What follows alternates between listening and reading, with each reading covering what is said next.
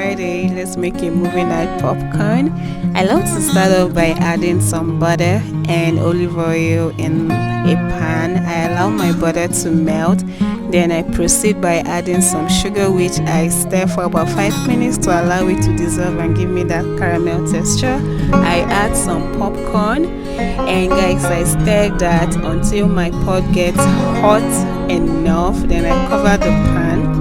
I keep stirring and shaking it just like so till the whole popcorn pops. Just like so, guys. I transfer it into a pan and allow that to cool down for about 5 minutes, and then we serve. Guys, this popcorn is so crunchy. Tell me in the comment section if you're going to give this a try, and enjoy.